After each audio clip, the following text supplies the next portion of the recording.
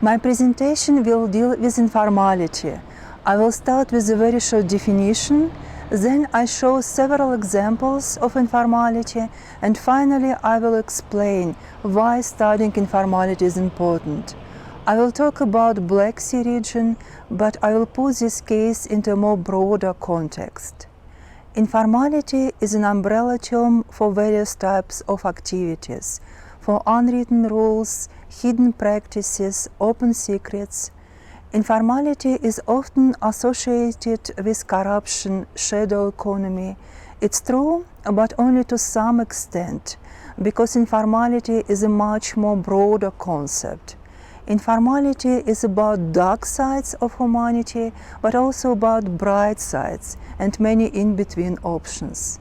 Informality is about the rules of the game in one particular society, in one particular community, that are very well known for those who are inside, but remain unknown for those who are outside.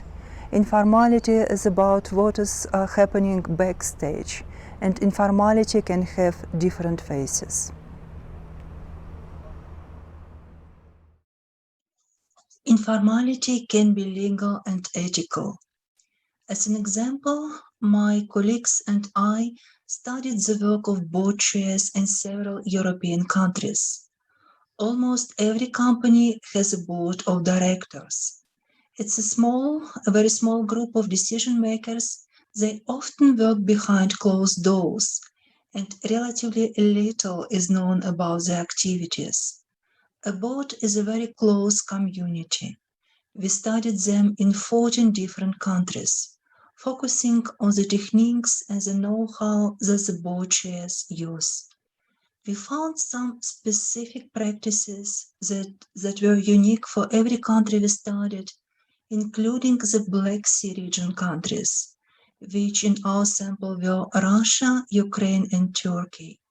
But we also found many similarities. Many chairs in the 14 countries we studied have almost the same practices, and the Black Sea region is not an exception. What was probably different in the Black Sea region countries is their resistance to the ongoing pandemic. They were much stronger and more confident in coping with the high level of uncertainty compared to other countries. All of these represent informal practices that are legal and ethical. These informal practices are social norms that are just not codified. Informal practices can be illegal, but widely acceptable within some communities. In many countries, for example, if people speed while driving, they will sooner or later encounter the traffic police. In some countries, it's possible to negotiate and pay the traffic policeman unofficially. One short video that my colleagues and I used in our study shows exactly how it works in Ukraine, for example. A young man, early in the morning, late for work, speeds, is caught and solves his problem immediately. He does not seem to be the only one this morning, as in general it's very common procedure.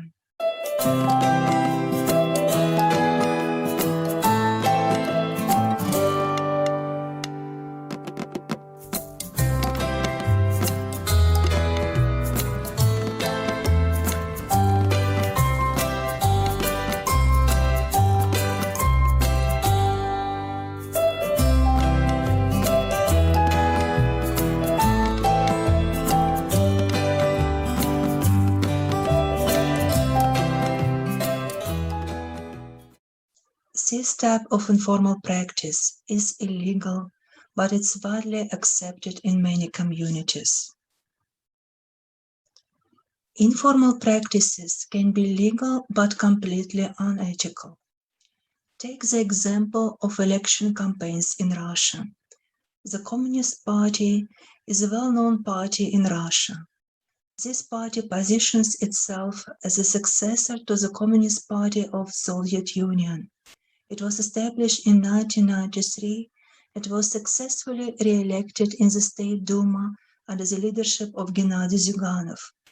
This party has one very influential double, the Communist of Russia. This is an official party that was created in order to irritate some potential voters. Its leader, Maxim Suraikin, even ran for the presidency in 2018.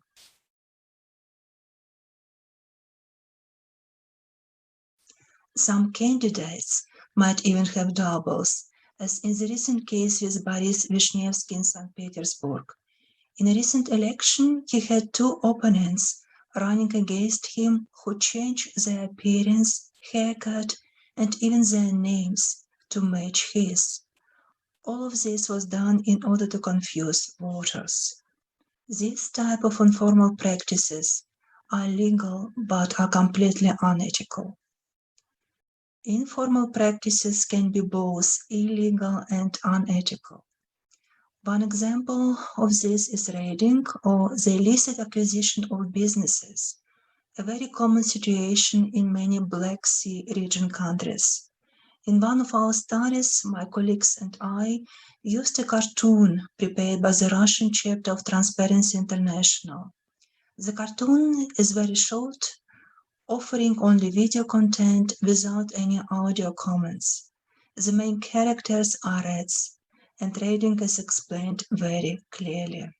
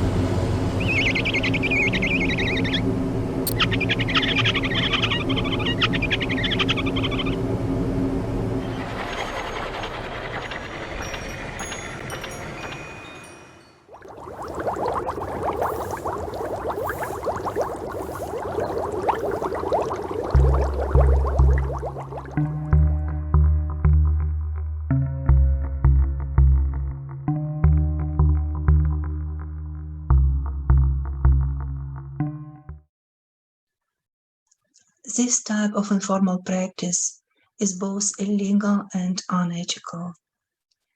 Informality has many faces, but informality is not just either or option. It can be much more complex. Consider, for example, the so-called fake university. This was one of the problems that my colleagues and I discussed in our latest book on corruption in higher education. Trump University was a real university established by a real person, offering programs for real people who paid a lot of money for their degrees. This is only one individual case out of the many for-profit colleges and universities operating in the United States. The business model of the schools is to make a profit, not to teach or conduct research. And they make a profit by enrolling as many students as they can and by keeping them enrolled regardless of their academic performance. Admissions officers even have a quota or a relatively high number of students that they have to admit each term, and will often use salesman-like tactics to reach these numbers.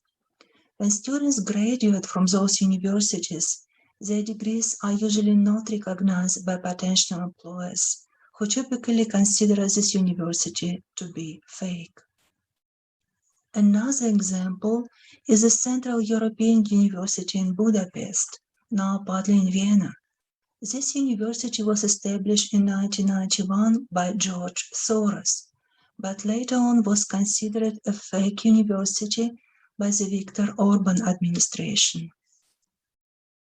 For yet another example of fake university, consider the university that United States authorities established as a trap for international students. These authorities believe that many people are using a student visa to enter the United States in order to remain there illegally. In other words, they are using a student visa as an entry ticket. They set up a fake university to help identify those people. A fake university might be also a real university with real people, that is, real students and faculty members, which only pretend to exist and operate like a real university. This might be the case with many mass universities in the Black Sea region. But in other regions, such as in India, there is a significant problem with non-attending students. This is to say, students who pay for their studies, sometimes a lot of money, and expect to earn a degree no matter what. But some of the students do not intend to attend classes and to do homework. The reasons for their non-attendance might vary. The college might be located far from their hometown, or they may have work obligations. The students might show up just when exams are given, or do only what is minimally required. The administrations of these universities have a huge dilemma. If they expel the non-attending students, they may have to close their universities in the midterm perspective. But fake universities and fake degrees might be more classical, like selling scam diplomas from real universities or real diplomas from scam universities. Even the criminal of the 2011 terrorist attack in Norway sold fake diplomas on his website. This brought him a significant amount of money, which in turn enabled the attack that killed 77 people.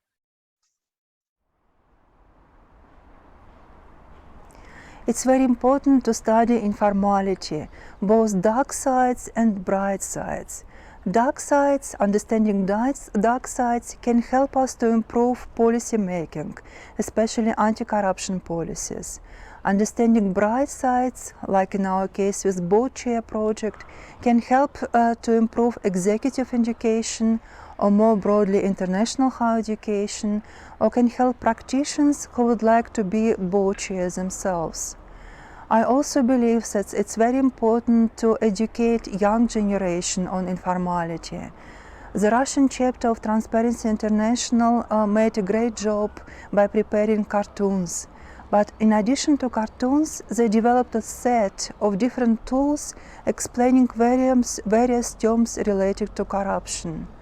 I also believe that it's very important to start a public discussion, more intensive public discussion on informality. I especially like two exhibitions. One exhibition is located in Germany, and the second exhibition is located in Russia. School Museum in Nuremberg hosts a large collection of cheat sheets, or paper ponies, Spickzettel, Spargalki, from various countries and from the past and from the present. Their colleagues in Russia at the Ural State University in Yekaterinburg have a small collection only with Russian items, but they offer workshops how to prepare cheat sheets and how to use them in order not to be caught. It's not a promotion of academic dishonesty, in opposite. It's an option to start a discussion of the academic dishonesty and especially the reason behind it, with various stakeholders involved. Both exhibitions, it's a very good opportunity to talk about creativity among students and about technology. Many thanks for your attention, and I'm looking forward to our discussion.